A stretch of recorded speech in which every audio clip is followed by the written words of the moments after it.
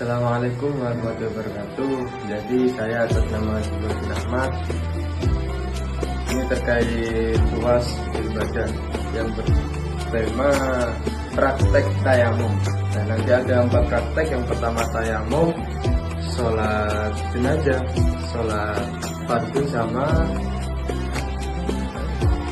praktek sholat tayamum sama wudhu. Nah, untuk tayamum, jadi tayamum ini boleh dilakukan kecuali dalam tanda kutip ketika tidak ada air, maka seorang diwajibkan untuk tayamum ketika ingin melakukan sholat.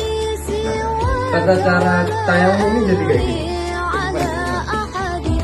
Misal ini debu, nah, mengambil debu itu harus debu yang kecil kayak gini, ketok gini, terus diketok gini, sama gini sama niat. Nama itu tayamum masjid di sholati lillahi ta'ala. Tidak usah mengucapkan fardu, cukup lillahi ta'ala saja sudah.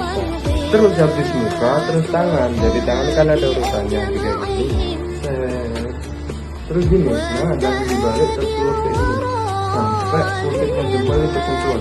Nah itu yang benar, jadi awalnya kayak gini sampai sini diputar kayak gini, terus sampai jempolnya bersentuhan dengan jempol. Nah, itu udah paham kan terkait tayamum. Nah terus sekarang praktek ke wudhu. Ayo sekarang ya ini wudhu ini dilakukan ketika kita ingin melakukan suatu ibadah kayak ibadah sholat. Nah, itu pasti diwajibkan untuk wudhu. Terkait sunnah-sunnahnya wudhu itu ada banyak, kayak berkumur, basuh telinga, ini semuanya ada banyak. Setiap gerakan dalam wudhu kayak misal basuh tangan, mengusap sebagian rambut, itu semuanya ada doanya semua. Tetapi kali ini saya akan mempraktekkan fardunya saja. Soalnya saya sudah yakin teman-teman ini sudah tahu semuanya tentang sunnah wudhu. Nah, jadi ketika kalian mencuci mukanya ini dibarengi dengan niat sambil mencuci muka yang baik kayak gini, biar merata. Nah itu biar merata dari atas sampai bawah, sini itu kena semua, sama dibarengi dengan niat. Dibuka. Langsung tangan. Kalau tangan itu ada cara juga. Tangan itu harus dari bawah, bukan dari atas, tetapi dari bawah kayak gini. Nah, kayak gini. Itu biar kena, tujuannya biar kena semua, dari kanan terus dari kiri.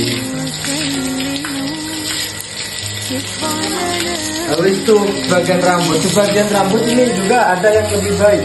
Kan kayak gini kan juga sudah sah.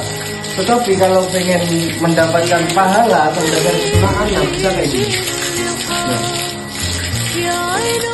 kayak gini tuh sudah mendapatkan kesenangan. Terus dari bagian rambut kayak kaki. Soalnya ini kan saya cuma mempraktekkan fardunya saja. Jangan ditiru wudhu saya karena berbicara. Soalnya wudhu itu lebih baiknya nggak dilakukan dengan berbicara dan saya. Soalnya saya ini cuma praktek. Nah untuk yang ketiga yakni sholat fardu.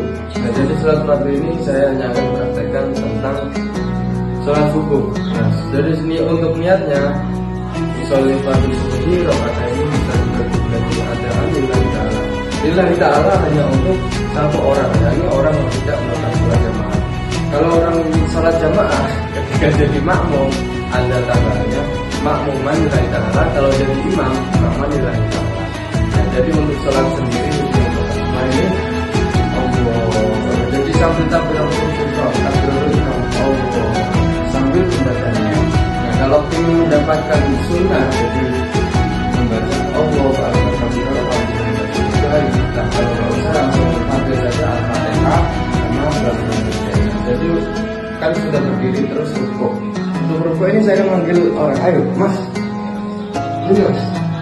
Jadi perlu kalian perhatikan kalau rukuk dari kepala sampai belakang ini harus lurus dada. Terus tangannya harus di sini, harus kayak gini. Nah kayak gini. Begitu. Nah terus kayak gini. Jadi kalau berdiri itu bebas, begini boleh, terserah. Sujud mas, sujud. Nah sujud. Nah sujud kakinya harus mancat semuanya. Nah kakinya harus mancat benar itu buat cowok. Lalu duduk mas.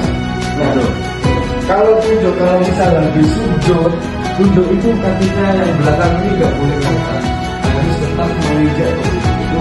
Kalau kata guru saya, kalau sampai kakinya lepas dari bumi, maka sholatnya tidak sah, maka batal. Yang keempat ini atau yang terakhir ini, yakni tentang praktek sholat jenazah. Berhubung saya ini laki-laki, jadi saya ini akan menerapkan sholat jenazah dengan laki-laki. Untuk niat usolli ala jalmaiti fardu kifayatin makmumah lillahi. Jadi posisi seorang tersebut kalau pengen menyolati atau mayatnya berupa laki-laki, jadi harus sejajar dengan kepalanya. Untuk takbirat untuk yang pertama, takbiratul ihram dengan membaca niat yang tersebut. Terus takbiratul ihram pertama itu membaca Al-Fatihah. Terus takbiratul ihram yang kedua, Allahu Akbar, membaca sholawat. Untuk yang lebih singkatnya saja, Allahumma sholli ala sayyidina Muhammad wa ala sayyidina Muhammad. Kayak gitu juga boleh, atau pengen yang lebih panjang, Allahumma sholli ala sayyidina Muhammad wa ala sayyidina Muhammad kama sholli ala sayyidina Ibrahim, dan seterusnya. Itu kalau pengen yang versi lebih panjang. Nah, kalau yang ketiga ini, Allahu Akbar, Allahumma fir lahum warhamhum wa'afihim wa'fu anhum. Yang terakhir, Allahu Akbar, Allahumma la tahrimna ajrahu wa la tahrimna ba'dahu wa fir lana. Kalau 4 takbir tersebut sudah dilakukan dan doanya sudah, jadi tidak salah. Assalamualaikum warahmatullahi wabarakatuh. Jadi cuma kayak gitu saja. Jadi cukup itu saja yang bisa saya berikan kepada teman-teman dan panjenengan pun terkait materi yang bertema tayamum, yaitu sholat fardu sama sholat jenazah. Jadi kalau ada kritikan atau saran, nggak apa-apa, monggo dikeluarkan. Sekian yang bisa saya sampaikan, saya atas nama Jibul bin Ahmad untuk memenuhi UAS mata kuliah fikih ibadah. Kurang lebihnya mohon maaf. Wassalamualaikum warahmatullahi wabarakatuh.